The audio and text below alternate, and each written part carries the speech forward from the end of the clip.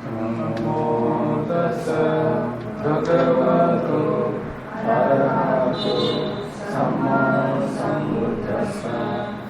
Namo tassa bhagavato arahato sammasambuddhassa.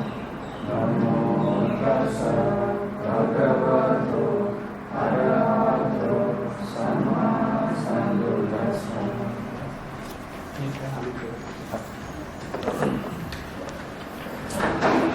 So now we'll continue with the place where we stopped. In the previous lecture we explained about how the kamma functions. It's like generally within the black color we mentioned, explain how it's generally explained. And within the red color, this is how a patisandhi is given in a particular life. One kamma which is capable of giving patisandhi is explained in such a way with the 5 types of samangita. Right? So if you go to the handout directly, number 10.19, 10.19. In Bahudhatuka Sutta, the Buddha clarified the relationship of kammas with the births they produce. If I read the translation, he understands it is impossible, it cannot happen that a person endowed with bodily misconduct, endowed with verbal misconduct, endowed with mental misconduct, could on that account, for that reason, on the dissolution of the body after death, reappear in a happy destination, even in the heavenly world. There is no such possibility. And he understands it is possible that a person endowed with bodily misconduct, endowed with verbal misconduct, endowed with mental misconduct might on that account, for that reason, on the dissolution of the body after death, reappear in a state of deprivation, in an unhappy destination, in perdition, even in hell, there is such a possibility. So the word he used, the most important thing that I want to emphasize here is endowed with bodily misconduct. Then if you go to the next paragraph, he understands it is impossible, it cannot happen that a person endowed with good bodily conduct, endowed with good verbal conduct, endowed with good mental conduct could on that account, for that reason, on the dissolution of the body after death, reappear in the state of deprivation, in an unhappy destination, in perdition, even in hell. There is no such possibility. And he understands it is possible that a person endowed with good bodily conduct, endowed with good verbal conduct, endowed with good mental conduct might on that account, for that reason, on the dissolution of the body after death, reappear in a happy destination, even in the heavenly world. There is such a possibility. So this statement gives the explanation about these 5 types of samangita. The word endowed with is explained in Pali. The Buddha mentions samangi, kaya ducchakta samangi, vati ducchakta samangi, mano ducchakta samangi, duccharita samangi. Then in the good side, sucharita, kaya sucharita samangi, vachi sucharita samangi, mano sucharita samangi. Samangi is normally translated with together with, endowed with, samangi. So based on this term, the commentary starts to explain there are 5 types of samangita. So we normally say is endowed with. So the nature of samangi refers to the person who is endowed with some quality. So his nature is called endowment. So this is the samangita. So the commentary used to explain samangita is endowment. Yes? You mean samangi refers to the person? Yeah, samangi. Samangita refers to the state of this person. Yes, state of this person. But in handout, you see the samangi is being endowed. Person, being person, talking, being endowed. The person being endowed. The person is endowed. The person endowed something. Yeah. The nature of being endowed. It means he is endowed. Right? So while explicating the above statement, which explains about the rebirth of beings who have done good and bad deeds, the commentary of the sutta has introduced 5 types of endowments. Right? 5 types of endowments. It means pañcavida-samaṅgitā. The Buddha refers to a person who has done unwholesome deeds as juttarita-samaṅgitā and a person who has done wholesome deeds as sucarita-samaṅgitā. He is explicitly stating that doers of the deeds are endowed with their good and bad deeds. Together with, endowed with. So if someone has done a deed, according to Buddha, he is endowed with that deed. So what does it mean? Then, how to say, it is also a well-known fact that cetana which arises and passes away, which arises, passes away, away after its existence, which arises, passes away after its existence. Hutva pativendi. Then, what does the Buddha means when he refers to a person as endowed with misconducts and good conducts, duccharita and sucharita? What does it mean? His idea is that a person of good or bad deeds is with a potential that can take him to good and bad destinations respectively. That's why he say he is endowed with good and bad. What is this potential? It is a certain effect left in the mind stream of the doer of the kamma which can bring good and bad results in future. If such potential is not left within the mind stream, the Buddha would not use the word samangi, endowed with. Instead, he would have used the word which conveys the meaning a person who has done good or bad. The word saying that he is endowed with shows that he has been with a certain type of a potential. A certain type of a potential of getting good and bad results. A person who, moreover, in number of teachings, the Buddha has clearly mentioned that a kamma one has done will follow the doer till it gets ripened. A kamma that has been done would get ripened in the future, right? In the future.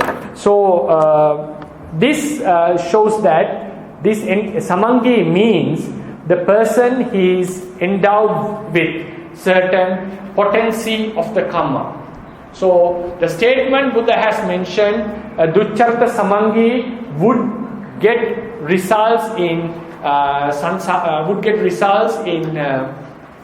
would be born in a good and bad destinations accordingly is explained in the commentary with the 5 types of samangita. And also it is very clear, not only with this sutta, it is very clear that the Buddha has mentioned the kamma, a person, the doer, kamma would follow the doer.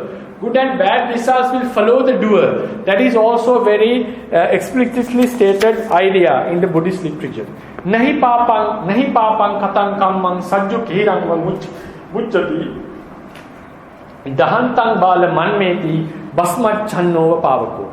Truly an evil deed committed does not immediately bear fruit, like milk that does not turn sour at once, but smoldering, it follows the fool like fire covered by ashes. So the kamma, papa kamma, the evil force will follow the doer till it gets ripened.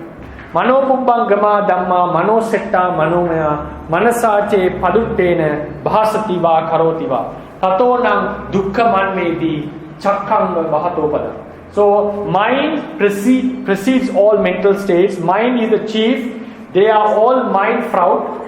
If with an impure mind a person speaks or acts, suffering follows him like the wheel that follows the foot of the oxen. So here with the idea of suffering, what is meaning that there is a potency that follows the doer which can bring bad results in future. The same way, manopubbangama dhamma manosetta manomaya manasache pasannena bhasati va karoti va tatonam sukhamanveti chhayavanapayini. Mind precedes all the states. Mind is the chief. They are mind route. If with a pure mind a person speaks or acts, happiness follows him like his never departing shadow. So on these sutta, in these statements, it's very clear that the Buddha had the idea there is a certain kind of a potency following the doer within the mind stream. So this, with regard to the patisandhi, giving a rebirth, commentary explains this as 5 samangita. But in our literature it is explained as a kammasatti, a force of the kamma. So if I go back to the sutta which refer to the samangita, which was explained, samangita was introduced in the commentary literature, you can find there are 5 types of samangita according to the commentary. But if you go to the number 10.19, the Bahudhatuka Sutta, this explains that a person who is endowed with good deeds and bad deeds, right? Endowed with good deeds and bad deeds will not be endowed with good deeds.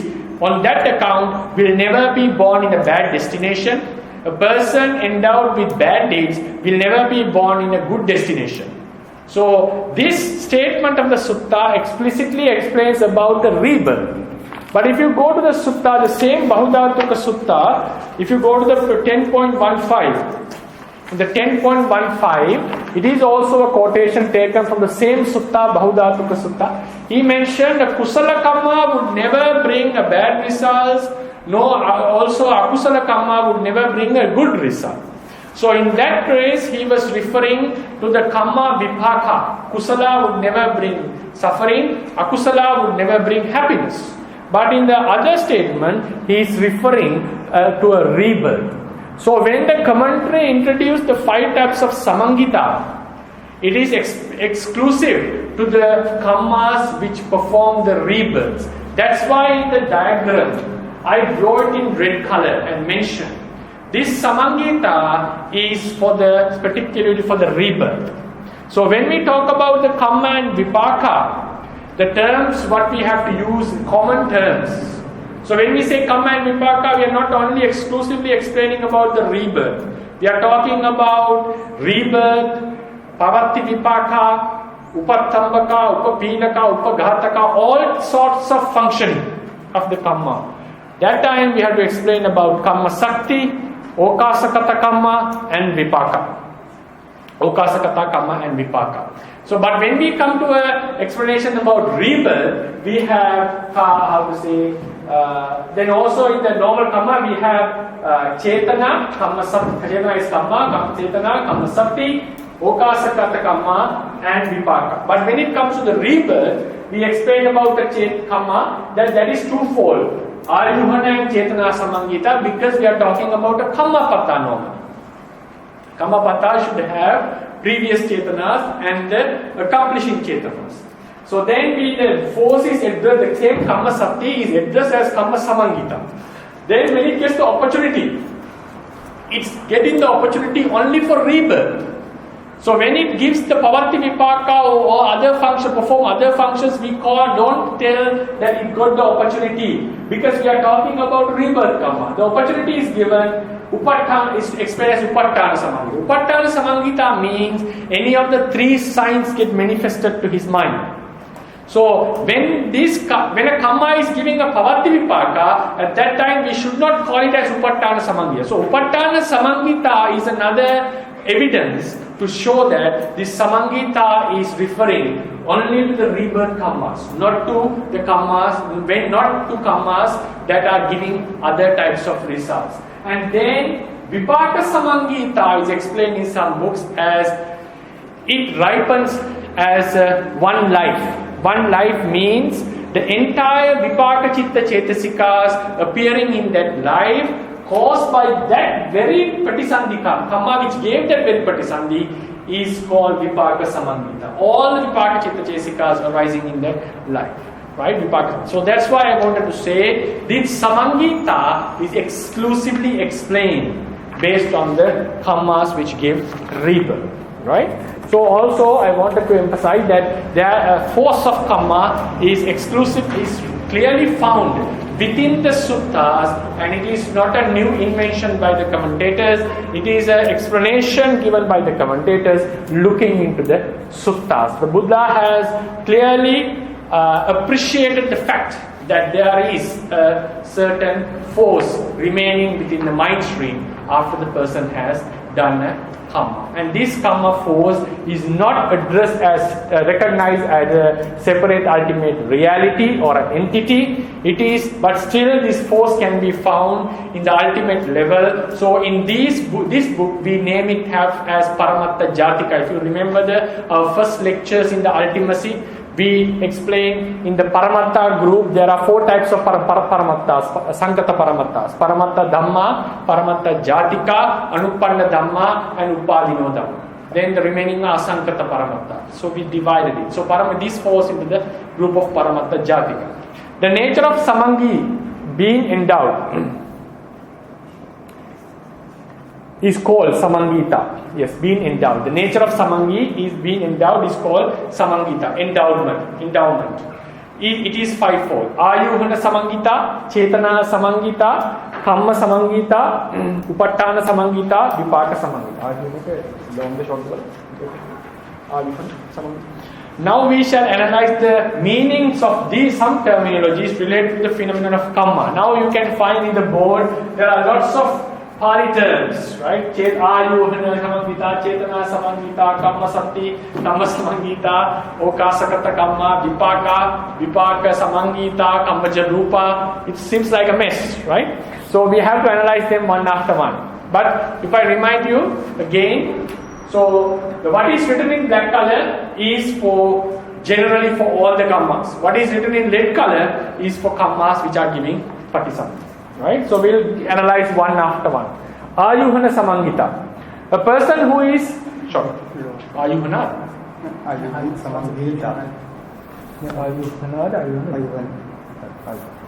āyūhanasamaṅgitā. A person who is preparing to do a certain good or bad deed is called āyūhanasamaṅgī. The person who is going to do such a deed. Why is so called? Because at that time he has an intention of arranging or organizing a kamma, upabhāga. Volition which organizes and arranges a certain good deed, good or bad deed, is called āyūhanasamaṅgitā. āyūhanasamaṅgitā is the cetana, upabhāga cetana, which arranges the kamma.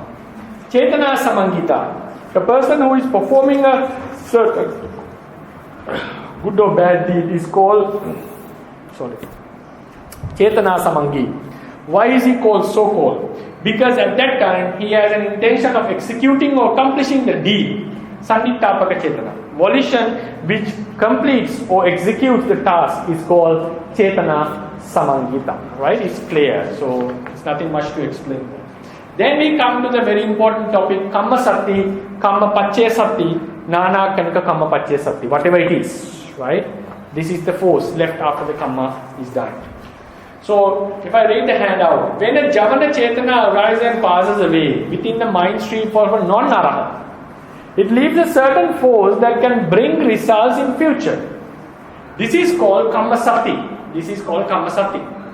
Lady Sayadaw names it as a kiriya visesa. It's a kiriya visesa, he says. And also he gives some attributes. These attributes are found in different places in Paramattha Dīpani and especially in Paṭṭhānuddesa Dīpani. Yeah. Actually, mainly in Paramattha Dīpani and Anudīpani. So then it's a kiriya visesa. And it is the manner in which the kamma cetana perform the physical, verbal or mental act. If you go to the footnote, it says kamma cetana niruddhapi tassa pavatthākāro na nirujjati. Pavatthākāra. The manner it existed, performed the action.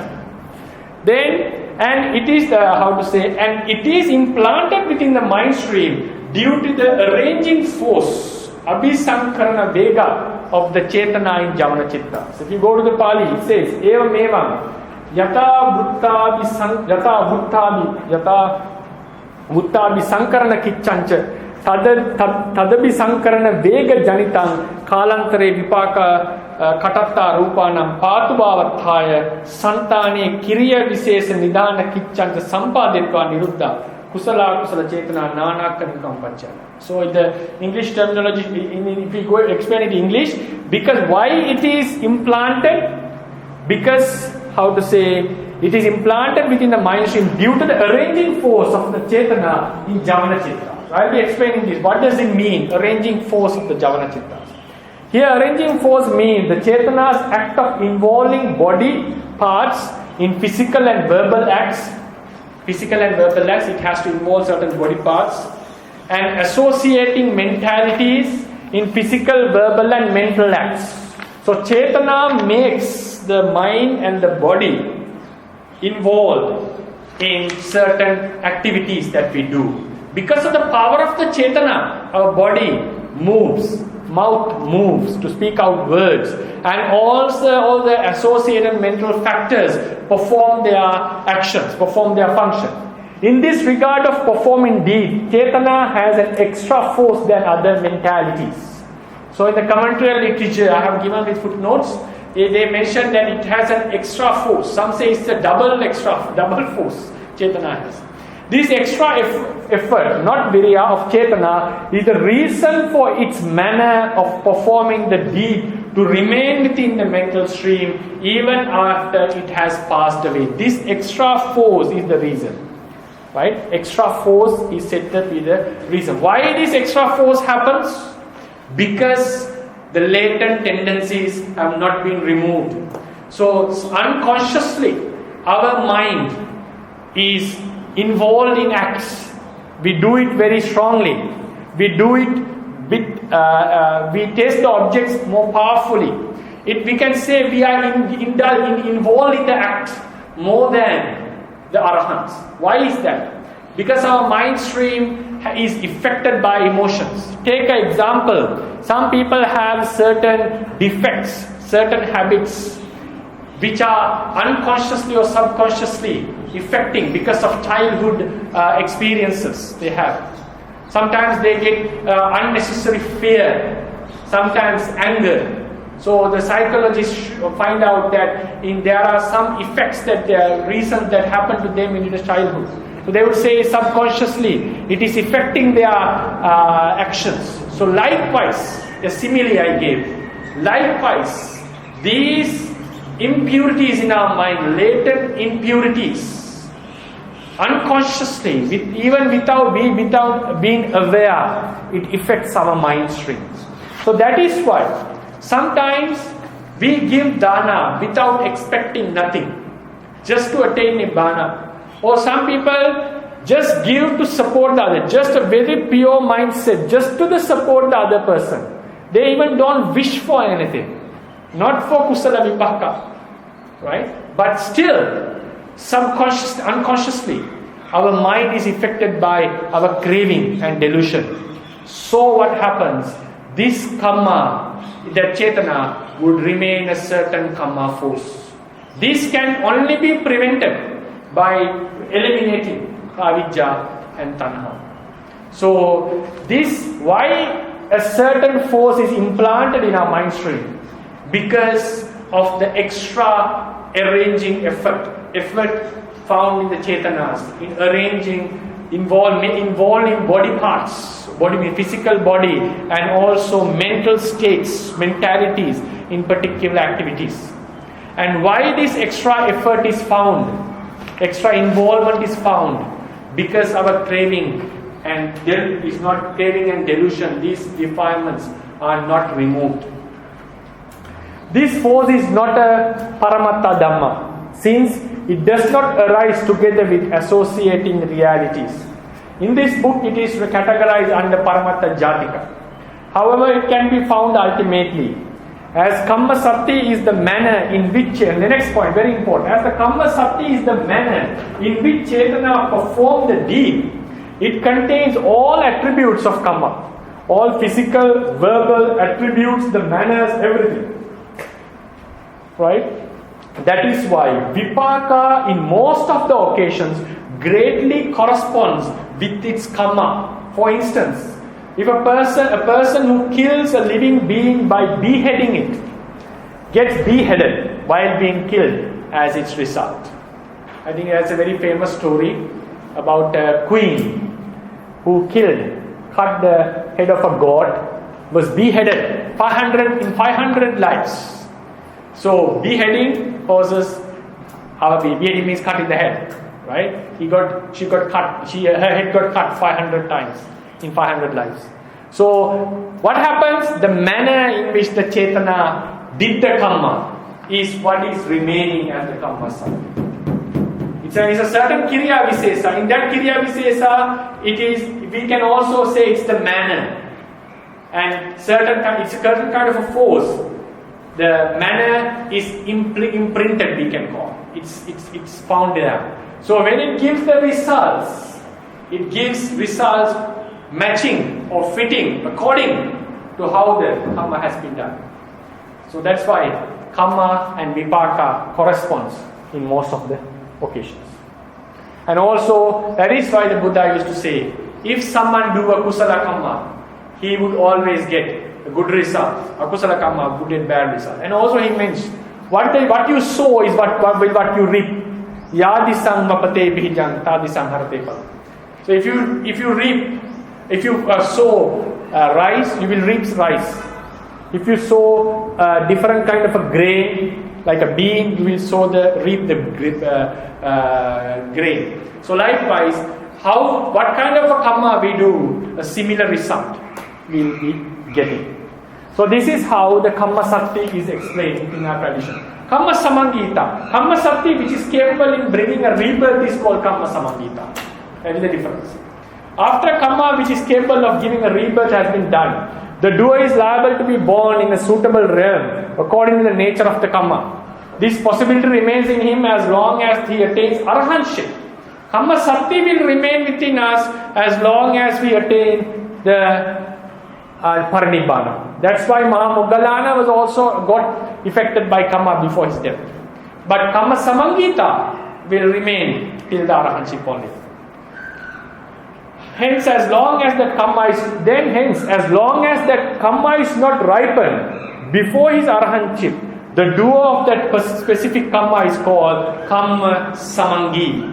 Because, as long as that kammasamaṅgitā remains us, we are liable to be born again, so we are called kammasamaṅgitā. Right? We are having a kamma to get rebirths.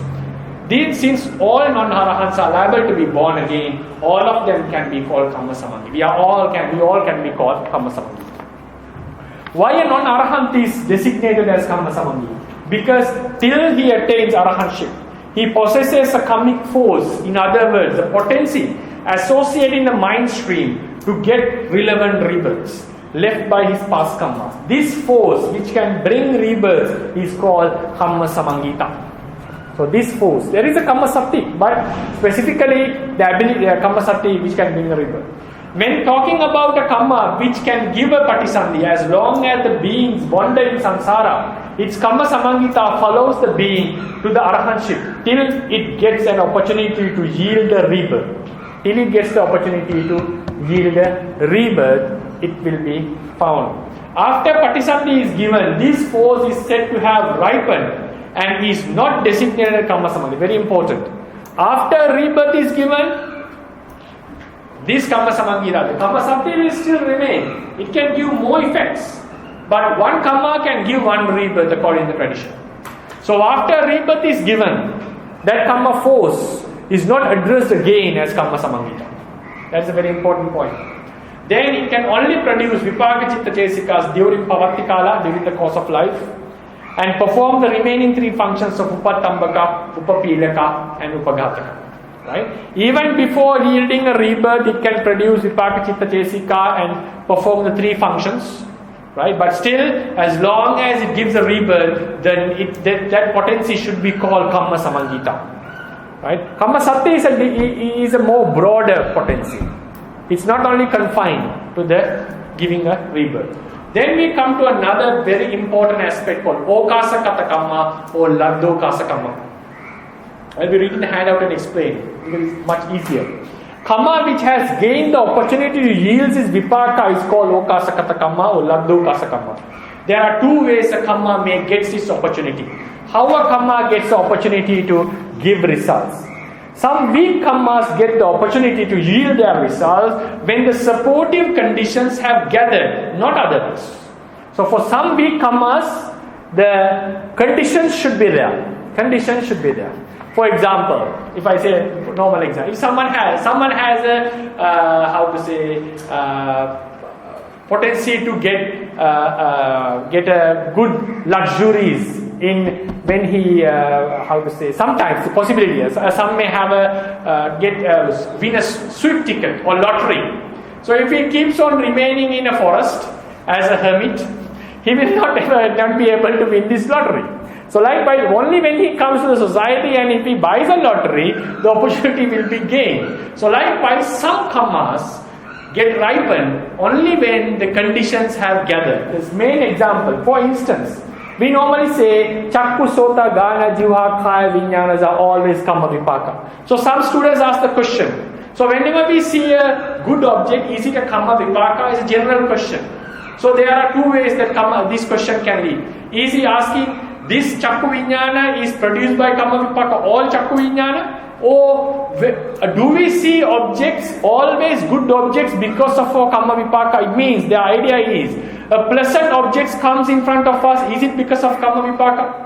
So that way they ask the question. For example, if you go to a country like Switzerland, for example, it's a very beautiful sceneries we know in the whole world. It's attractive that sceneries. So is Switzerland is beautiful because of the kammas of humans? No, this is not the way Buddhism explains. So when we say chakku vijnana appears because of a kamma, how should we explain that? Most of the, not always, this theory is for most of the chakku vijnana. When the good conditions come together, certain conditions come together, it creates the opportunity for our kusala kammas to give results. It is not that the beautiful scene is made because of our kamma. It is not that a beautiful person or a thing came in front of us because of our kamma. It is when such a person came, or when we go to such a place, a beautiful scenery, like a beautiful country. So at that time, our past wholesome kammas gets the opportunity to yield their results. So that is what is mentioned. Some weak kammas get the opportunity to yield their results when the supportive conditions have gathered, not otherwise. For instance, when we encounter an attractive object suddenly, the gathering of four conditions, that is to say, contact with the present object, itta rammana apāta presence of eye sensitivity, chakku pasadasa avinatta bhava, presence of light, ālokāsakatakamma, and arising of the five to adverting consciousness, pañcadvāra vajjana citta, create the opportunity to a past akusala kamma to yield their results, or past akusala kammas, it should be plural, to past akusala kammas or past akusala kamma, whatever it is, singular or plural. I'm not able to say exactly, so it's better to say past akusala kammas, to yield their results as the kusala vipāka chakku vijnana, kusala vipāka sampaticcana, kusala vipāka samtirana, and kusala vipāka tadalamana. In the case of an unpleasant object, anitta rammana, when the other three conditions are present, the eye, light, and the avajjana, akusala kammas gain the opportunity to yield their results as akusala vipāka chakku vijnana, akusala vipāka sampaticcana, akusala vipāka samtirana, and akusala vipāka tadalamana. Right?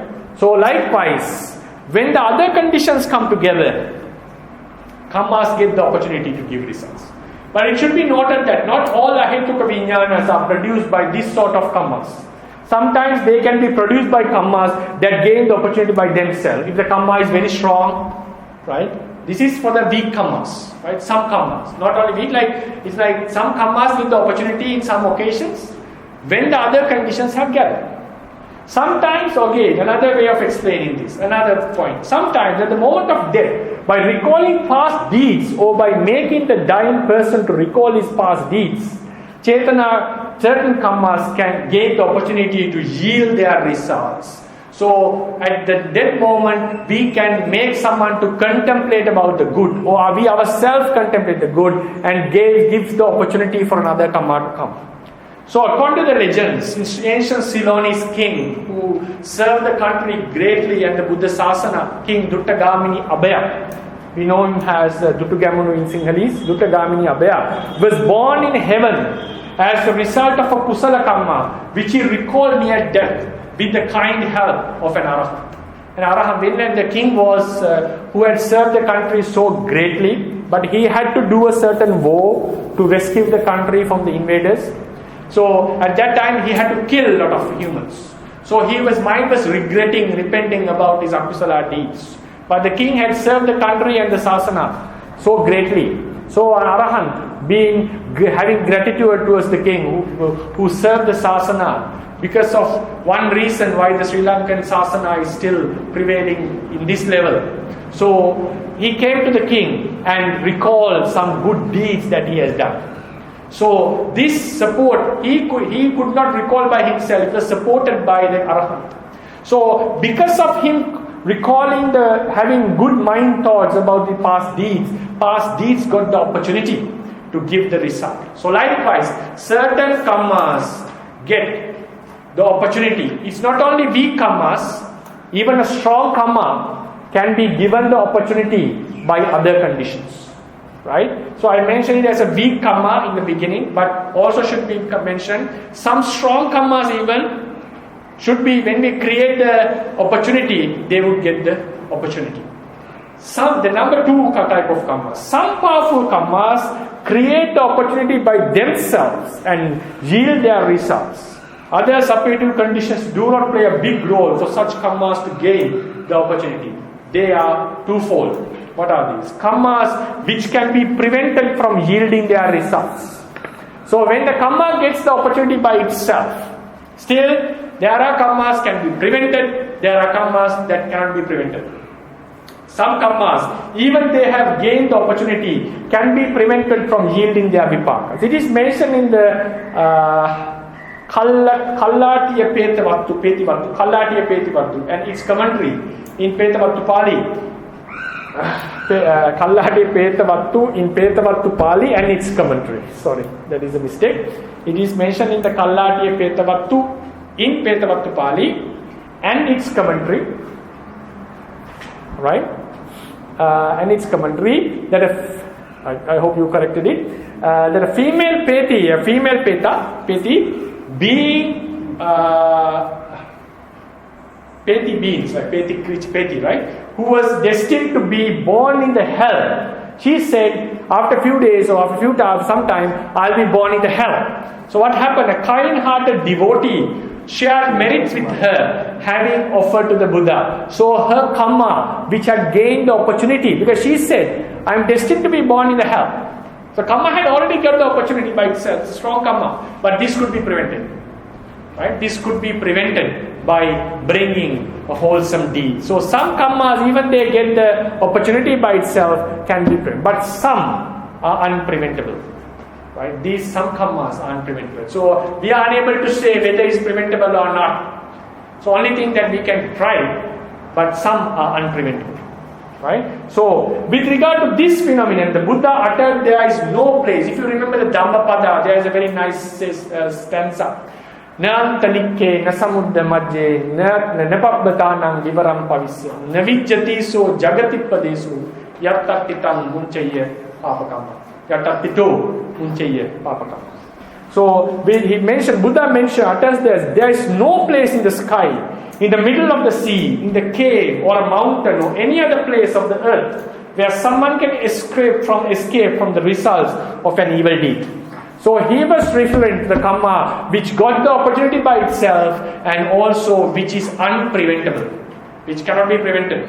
In the story of Venerable Sivali, in the unwholesome side and also in the wholesome side, Sivali could receive food wherever he go. He even tested his skills, his punya.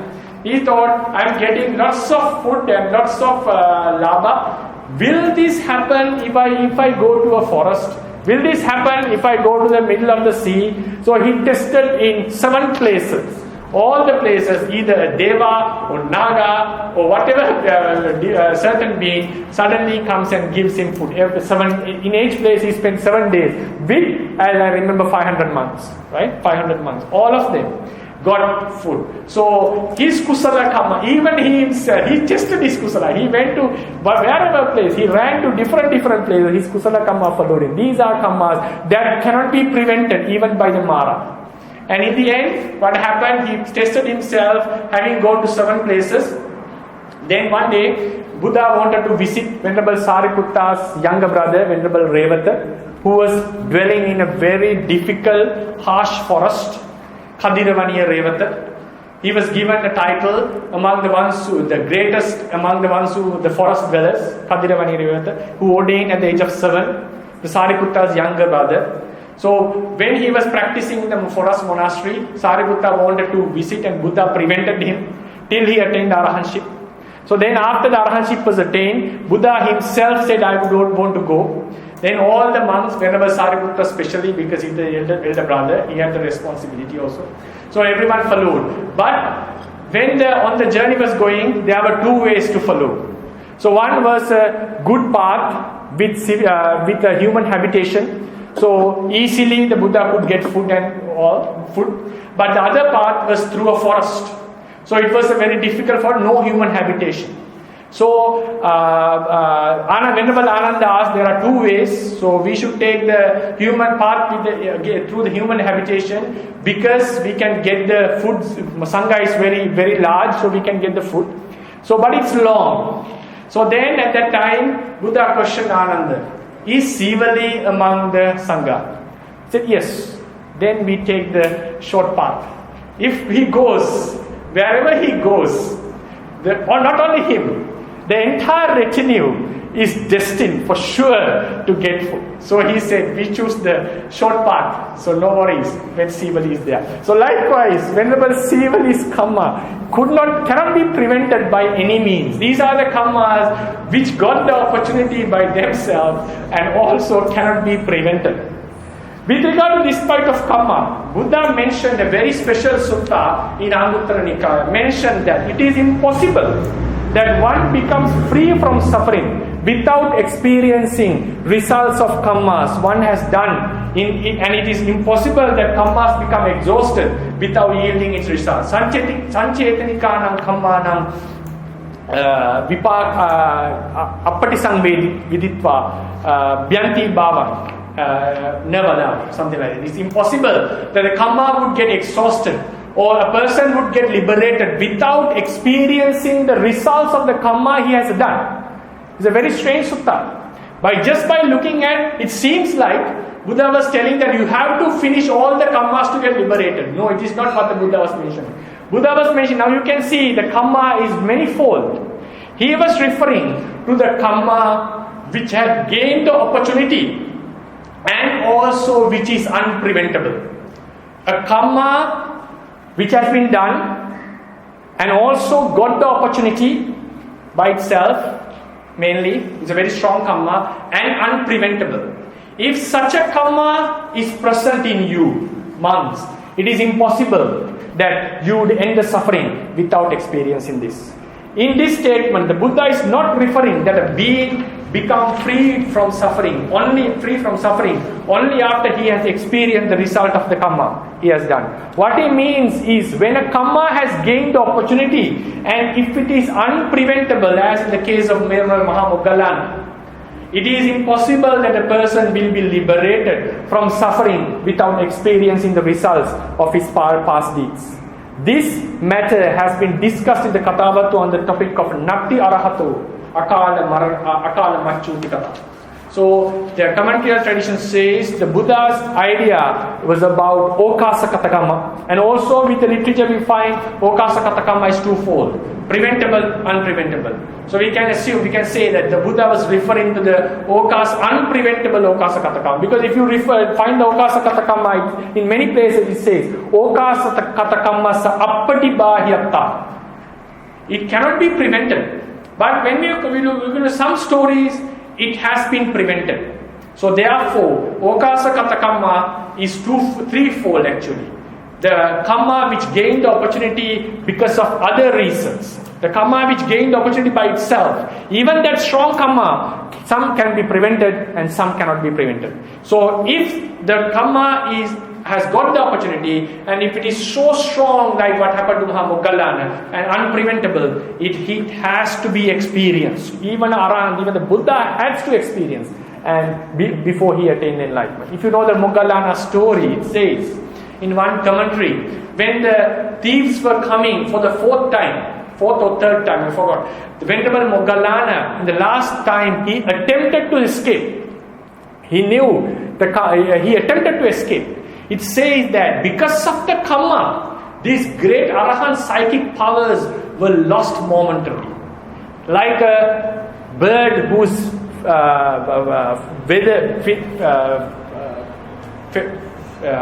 wings were cut off.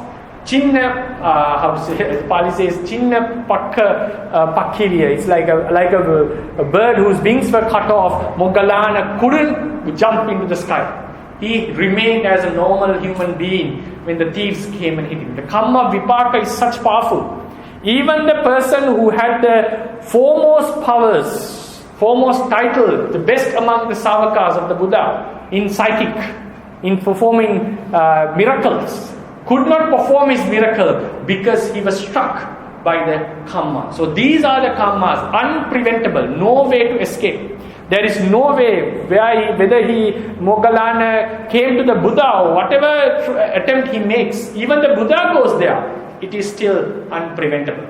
So therefore, such kammas Buddha mentioned, without experiencing them, it is impossible that you get liberated from the samsara.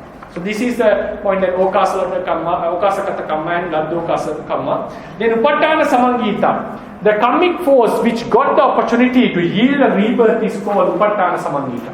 This okāsakatakamma, when the kamma force gets the opportunity to give rebirth, we give a special attribute to upaṭṭhānasamaṅgitā. And also, this kamma can also be called okāsakatakamma. Okāsakatakamma is whether it gets the opportunity to give a rebirth, to give vipāka citta cetasikas, or to support the life, or to disturb, or to kill, whatever it is. Okāsakatakamma is the kamma has gained the opportunity to perform its results. And non-arahant close to its death, his death. Any of the three signs, kamma, kammasamaṅgitā, or gati nimitta, kamma, kamma nimitta, or gati nimitta appears to him. To a non-arahant, close to his death. Any of the three signs appear to him. Appears. Right? Please arrange that sentence. All non-arahants are not free from this phenomenon. So they are called upaṭṭhānasamaṅgitā, the ones who are not free from this nature. Their nature of not being free from phenomenon of appearance of sign before death is called upaṭṭhānasamaṅgitā. We can also explain this in a different manner. I will put it in a different way. If this state is explained with much elaboration, another way of explaining, a person to whom any of these three signs have appeared can also be called upaṭṭhānasamaṅgitā. Now if someone is close to death and the signs have appeared to him, near to death, karmic force of a being who has not eradicated craving gets activated. At that time, by the power of the activated karmic force, any of the three signs appear to the dying person. So activated karmic force is called upaṭṭhānasamaṅgitā. It is one of the stages of the existence of kamma cetana. It is one of the stages, right? Upaṭṭhānasamaṅgitā. It is mentioned in the commentaries that upaṭṭhānasamaṅgitā can change. Sometimes it can change. It means when a sign that indicates a rebirth in an awful realm has appeared, due to the activation of a kusala kamma gets due to the activation of akusala kamma, if the signs appear indicating that he was born in a bad realm, a kusala kamma get activated, preventing the resulting of the akusala kamma which has already come forth to give a rebirth. If the kusala kamma gives the rebirth, that akusala kamma which got activated become unproductive in giving a rebirth again. I'll explain this phenomena tomorrow. This about upaṭṭhānasamaṅgitā kammas. So likewise, and upaṭṭhānasamaṅgitā, one kamma gets activated, it can be prevented by another kamma. In some cases, not always. Some cases it can be prevented. Some cases it cannot be prevented. For example, if someone has done ānantariya kamma, very huge kammas like hitting the parents or torturing the parents with a cruel mind, so these kammas are not possible to be prevented. Even, for example, the Super Buddha, the king, the Yasodhara's father, he obstructed the Buddha's path. It was not an ānantariya kamma, but it was unpreventable. Buddha said, surely he will be born in Avicii after 7 days. So likewise, not only ānantariya kammas are unpreventable. So therefore, okāsakatakamma, some okāsakatakammas now near death, someone is like father of Venerable Sona, in ancient times, he had the signs to be born in the health. But the son, the monk, arranged him to offer flowers to the Buddha, the Chaitya, and his kamma was prevented and he was born in the good realm. So likewise, okāsakatakamma, when it is given, when it is about to give a rebirth, can also be called upaṭṭhānasamaṅgitā. This is chala, it can change, right? Like as the some preventable okāsakatakamma and unpreventable okāsakatakamma. Then vipāka. Vipāka means the chittas and cetasikas that arise as the resultant of kammas, the black color, whatever chitta cetasikas, vipāka cetasikas. According to the tradition, it is the kammasatti that appears as vipāka chittas and cetasikas. Lady Sayadaw, according to the Abhidhamma, has explained the meaning of the term vipāka based on the steps in which the phenomenon of kamma works. Now here, if you look at this diagram, the kamma performs the action, the kammasatti remains, and it gets the opportunity, and it comes into the state of ripening. So, in these three stages, while the kamma is being done, while it remains as a force, and it gets the opportunity in all these stages, it is not still ripened. The ripening happens at the last stage. So, vipāka, pāka, all these terms are used the final stage when they are ripened. These still in the process of ripening. So, therefore, vipāka suits only to the stage at the final stage, right? That is how Venerable Sayadaw explains the characteristics of vipāka. Another way of saying, there are different definitions of vipāka. So if I go to the next paragraph, the short one, the characteristic of vipāka dhammas is the sereneness and the nature of not being produced with effort, sausa, as in the case of kusala, akusala and kriya cetana. It doesn't have that effortful, effortful nature. However, when looking into the literature, it seems that all the results of kammas, vipāka, chitta, cetasikas, kammajarūpas, upaṭṭhāna, upapīlana, upagatana, all these effects of the kamma are commonly addressed as vipāka. It's commonly addressed as vipāka. So here also we use the common word. Vipākasamaṅgitā is exclusively for the life which is produced by a certain kamma. When the patisandhi is given by a certain kamma throughout the new life, the being is called vipākasamaṅgitā. The entire being, the whole life, the being is called vipākasamaṅgitā because life is a production of a kamma. Patisandhi chitta, bhavanga chitta, shruti chitta, other relevant vipāka chittas and the associated cetasikas which are produced by kamma throughout the life are called vipākasamaṅgitā. Right? It's another terminology because this is related to rebirth. So vipākasamaṅgitā is always related to rebirth. Then a special word for kammajarūpas. Kammajarūpas are the corporeality produced by kammasatti. They are 18 in number.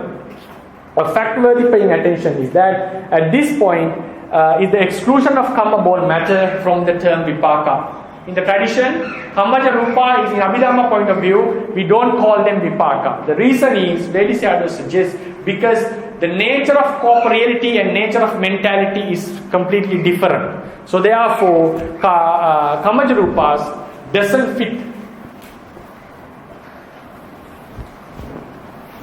fit to be designated as vipāka. Vipāka is a ripened stage.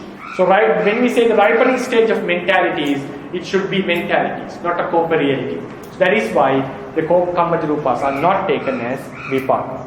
However, both vipāka, chitta, cetasikas and kammajarūpa should be considered as outcomes of kamma, hence referred as vipāka in this book. In this book, I would call all them vipāka, right? Results, effects.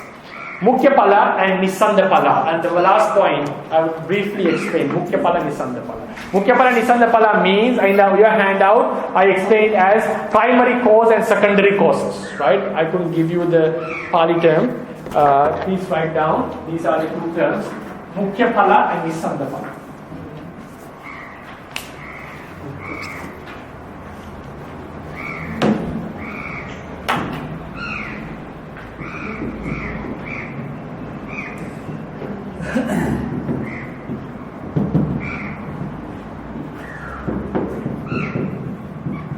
The handout I gave you later, right? Mukhyaphala and nissandaphala. Mukhya is direct effects. Nissanda means not direct, we can say secondary, something like that. Mukhyaphala and nissandaphala. So The second, now we discuss there are two types of effects of the kamma, which affects only the present life, and which affects both, gives result in present and future life, both present and future life. In the second type of resulting, the direct effects are given to the doer himself. It means patisandhi. Someone do a kamma, another one will not be born in the hell. Only the doer will be born in the hell. Because of the dana given by mother, son will not go to the heavens. Right? Only the mother will go to the heaven because of the dana. So likewise, rebirth of a kamma happens only to the doer. These functions. Vipāka chitta chesikas, kammajarūpa are produced in the khandhas and the stream of aggregates of the doer only. Upaṭṭhāna, upapīlaka, upagātaka functions also happens to the doer only. Right? These are only happens to the doer. So, but if we take sometimes nissandaphala, when the doer of the kamma is together with someone, when the doer of the kamma is receiving the results of the kamma, the doer is receiving the result. If the kamma is very strong, the association, the ones who associate him, ones who are together with him, also can be affected. As in the case of Sivali, not only him, everyone got the food. Right? Buddha uttered this phenomenon. Some would ask a question, is it again the theory of kamma? No, kamma theory doesn't say. It says that the one who do the kamma will receive the results. These are the mukhyaphala, the direct results. Nissandaphala, secondary results can be felt, experienced by others also. So it is a very nice statement given by the Buddha in Dhammapada. Dullabho purisa janyo naso sabbatta jayati yattaso jayati dhiro tang kulam sukhamedati. Hard to find is the thoroughbred man, the Buddha, ajanya purisa. He is not born everywhere. You cannot find a bodhisattva or a Buddha everywhere. Where such a wise man is born, that clan thrives happily. It gets well. Whatever the industry becomes successful. Some people say, because of this child, after this child was born, my family got, wealth, became successful. Some parents say like that. So likewise, when a person like Bodhisattva is born, because of his enormous merit that he has accumulated in samsara, the entire family, clan, sometimes even the country get prosperous because of such a great being. He affected to everyone who is associated.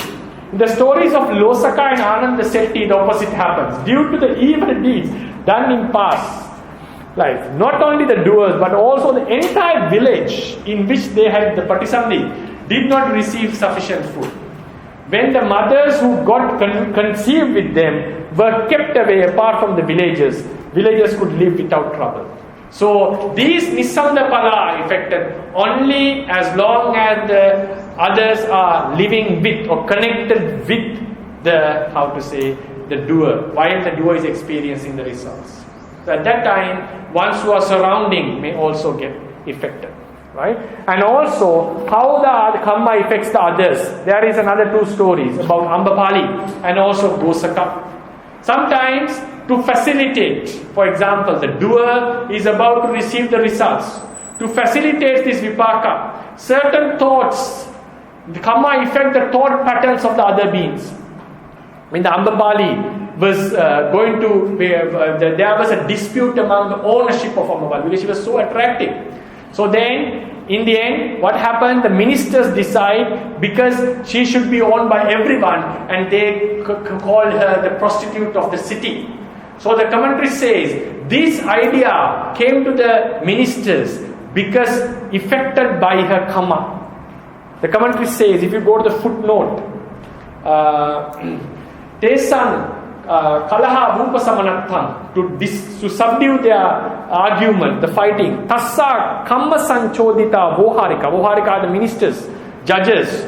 So because of their kamma, affected by their kamma, these voharika, sabbe sanghotuti ghanikattane tapensu. So she was kept as the prostitute of the city. So likewise, certain one's kammas can affect the others. So, for example, one time the Bhadra Kapilani, the the dear wife of the Mahakassapa, in one life, Mahakassapa always forgets her, never looks after her. The commentary says the reason was she did a very bad kamma to a Pacceka Buddha. So because of this bad kamma, her husband always, because they have been coming together in samsara for a long time, but even such dear husband forgets her all the time, because it says, because her kamma was so powerful. So likewise, akusala kammas can, to facilitate the vipākas, it also affects the others' minds. In the same way, the Gosaka story, Gosaka was left over in many places. Whoever catches him, the child, they feel like I should take care of him like my son. And they start to love him, adore him. So this was the reason of having a wholesome affection toward the Pacceka Buddha being a dog. So likewise, the kamma also causes to have certain thoughts, to forgetfulness, like this, regarding, it doesn't affect the other person's life actually. Our kamma doesn't affect the other person to forget his memorizing and all. It causes certain thoughts related to the doer. So the kamma facilitates the vipākas for the doer to receive the suitable vipāka. So likewise, kamma does have effects not only to the others but also to the other, not only to the doer but also to the others. Sometimes the others also may experience certain effects, and also it can cause changes in mind of others, facilitating the vipākas for the doer. So likewise, we discussed a lot of information in 2 lectures. In this last lecture, we explained the terminologies, why the samangita is still valid within the figure, by how such a Buddha has recognized such a force remaining in the mind stream after the kamma has been done, and the terminologies, āyūhanasamaṅgitā, cetanāsamaṅgitā, kammasatti, kammasamaṅgitā, okāsakatakamma, upaṭṭhānasamaṅgitā, vipākasamaṅgitā, kammajarūpa. These 9 terminologies we discussed, and also mukhya and nissandaphala, direct results, and also the secondary results which can be experienced by others, and also how the kamma affects the other's mind to facilitate the vipākas, be received by the doer. Right? So these were, hope you got good information with this lecture, and tomorrow I'll be talking about the 4 types of functions of kamma, and that too will be a detailed lecture with lots of information. Do you have any questions? Okay, thank you. So we'll meet tomorrow. Sadhu, sadhu, sadhu.